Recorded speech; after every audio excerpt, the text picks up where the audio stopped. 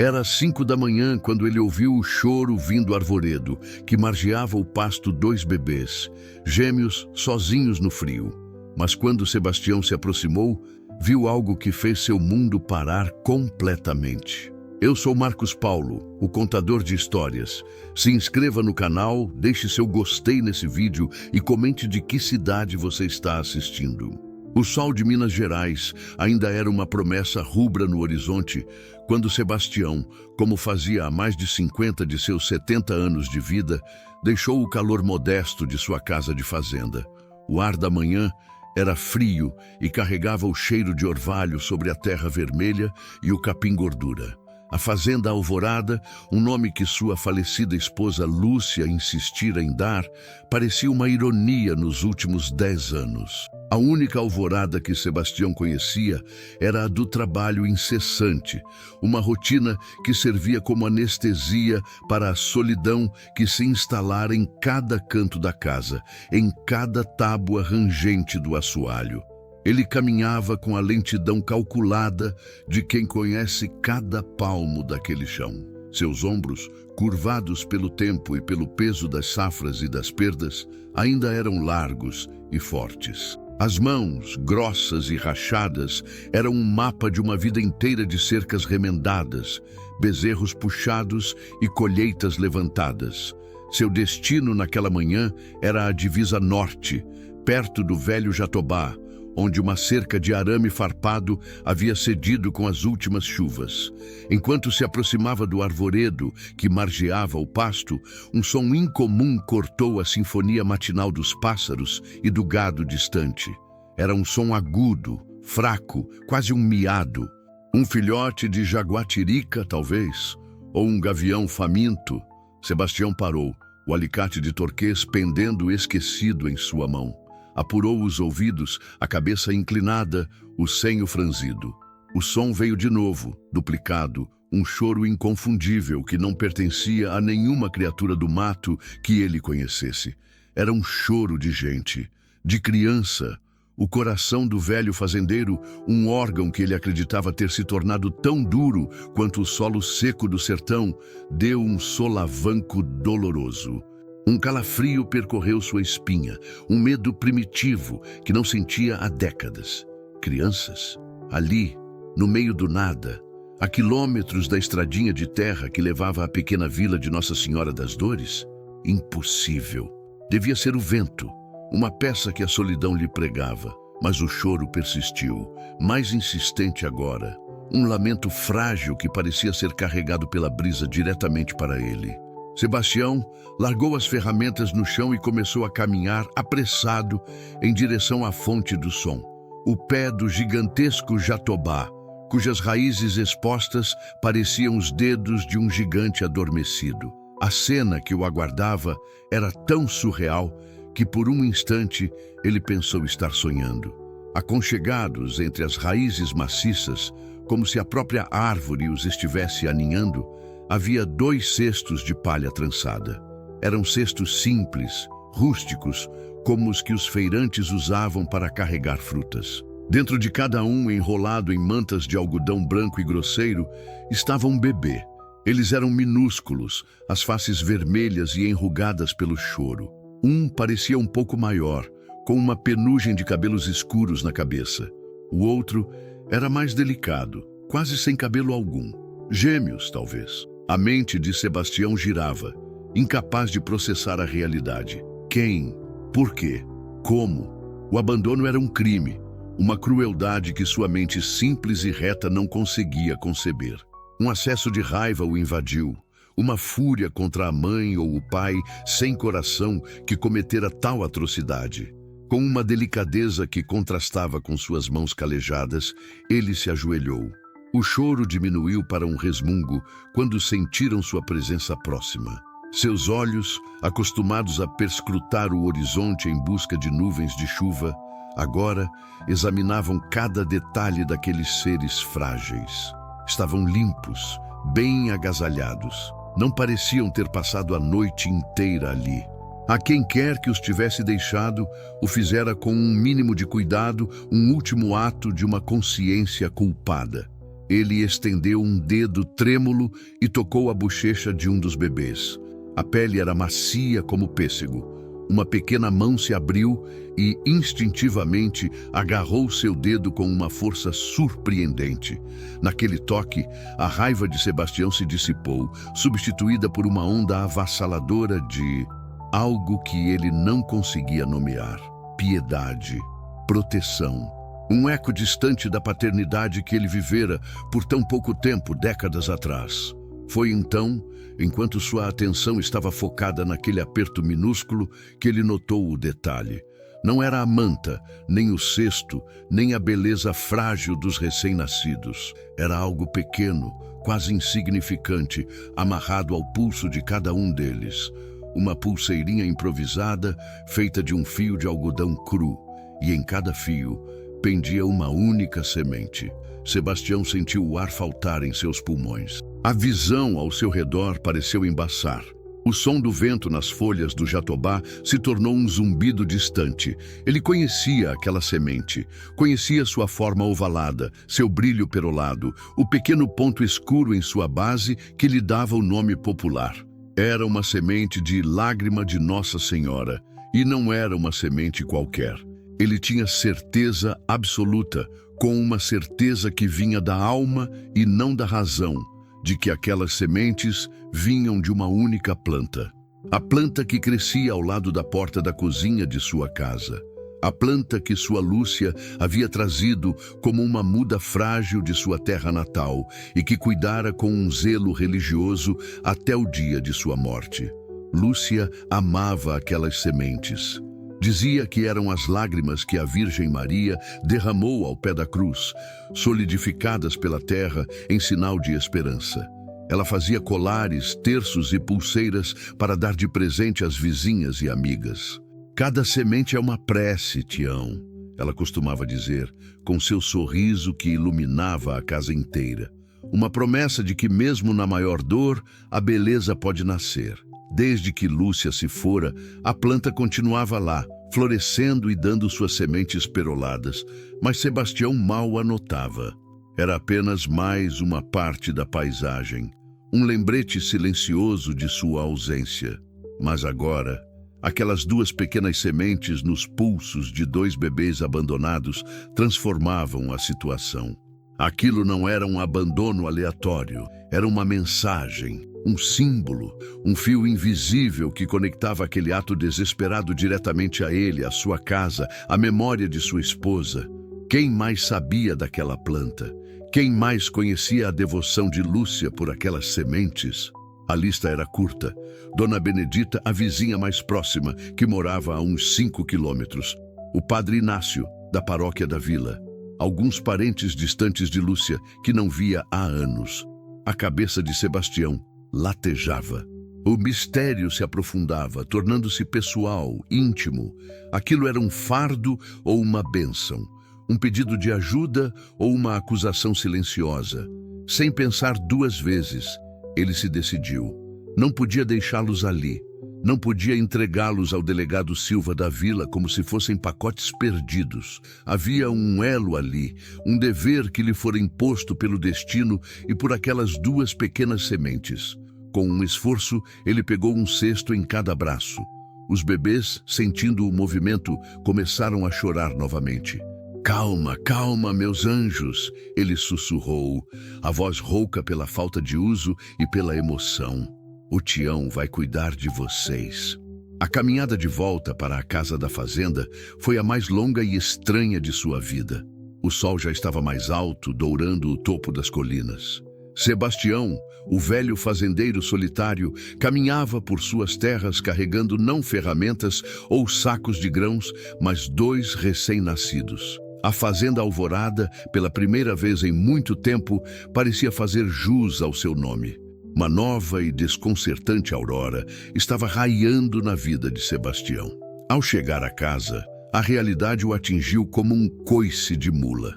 O que ele estava fazendo? Era um homem de 70 anos. Não sabia nada sobre cuidar de bebês. A casa, seu refúgio de silêncio, foi invadida pelos choros duplos e exigentes. Ele os colocou com cuidado sobre sua cama de casal. A cama que não dividia com ninguém há uma década. O colchão de palha pareceu engolir os pequenos corpos. Pânico, fome. Eles deviam estar com fome. Leite. Bebês bebem leite. Ele tinha leite de vaca, fresco, tirado naquela mesma madrugada. Mas como dar? Numa colher? Numa xícara? Sua mente prática de fazendeiro tentava encontrar soluções. Ele ferveu o leite, deixou esfriar um pouco, molhou a ponta de um pano de prato limpo e tentou pingar na boca de um deles. O bebê se engasgou, cuspiu e o choro aumentou de volume, acompanhado pelo irmão em solidariedade. Derrotado, ele se sentou na cadeira de balanço de Lúcia, a cabeça entre as mãos. O cheiro de leite azedo e o som estridente do choro enchiam a cozinha. Era um caos vivo, pulsante, que contrastava violentamente com a ordem silenciosa e morta de sua vida. Só havia uma solução.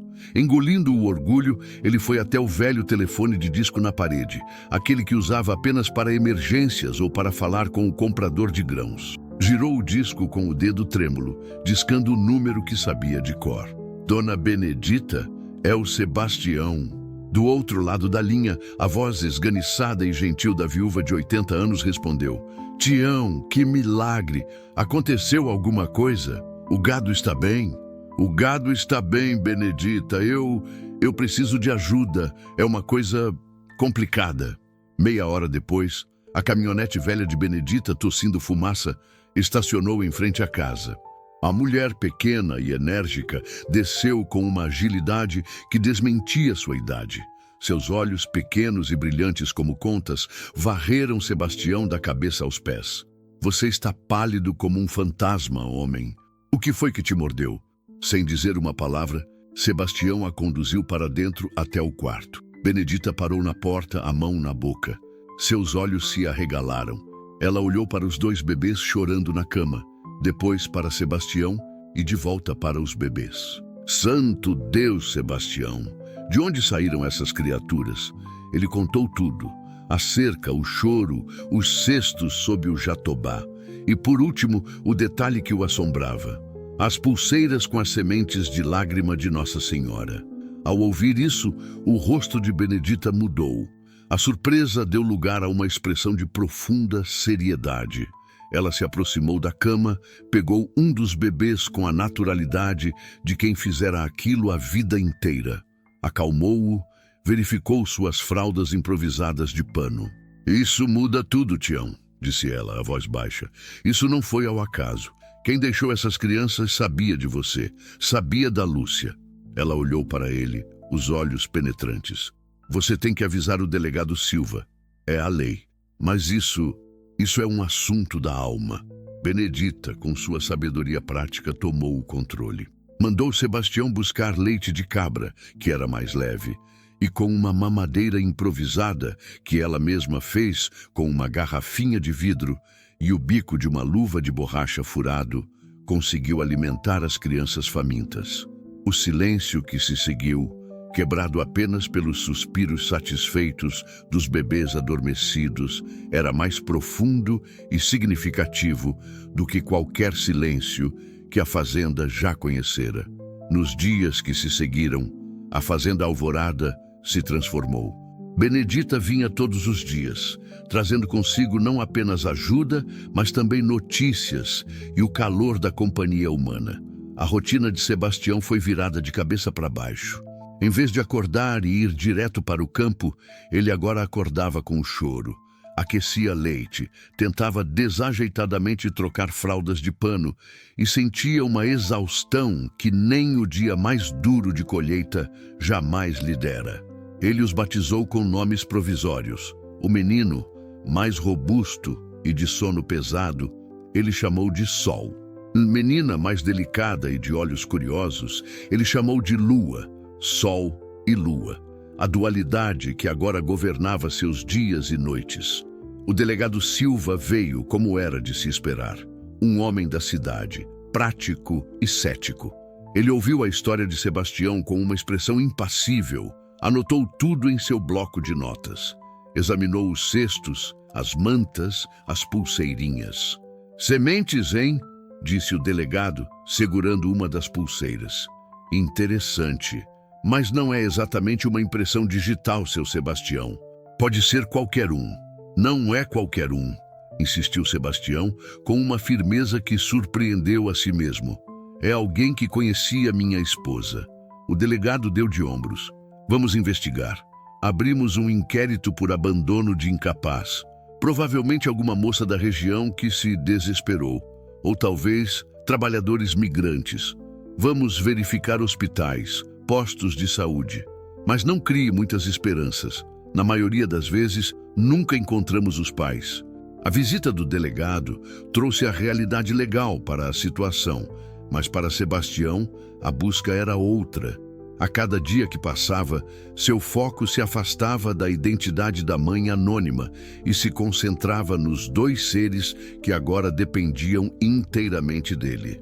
Ele se pegava sorrindo quando o sol soltava um arroto barulhento. Sentia o coração derreter quando Lua agarrava seu dedo enquanto dormia. As noites eram as mais difíceis e, ao mesmo tempo, as mais reveladoras. Sentado na cadeira de balanço de Lúcia, com um bebê em cada braço, ele cantava para eles as mesmas canções de ninar que sua mãe cantava para ele, canções que ele pensava ter esquecido. E enquanto cantava, conversava com Lúcia em seus pensamentos. Veja só, meu bem, a casa está cheia de novo. Você ia gostar deles. A menina tem seus olhos, sabia? Grandes e curiosos. O menino tem meu gênio, dorme como uma pedra. A memória de Lúcia, antes uma fonte de dor aguda, estava se transformando. Ela não era mais apenas a ausência, a metade que faltava. Sua presença parecia pairar sobre a casa, abençoando aquela família improvável. As sementes em seus pulsos eram a prova. Lúcia, de alguma forma, os havia enviado para ele. As semanas se transformaram em meses. Sol e lua cresciam, engordavam, começavam a balbuciar os primeiros sons que não eram choro. A notícia se espalhara pela vila de Nossa Senhora das Dores e além. A história do velho fazendeiro que encontrou gêmeos no pé do jatobá virou lenda. Alguns diziam que era um milagre, um presente de Deus para um homem bom e solitário.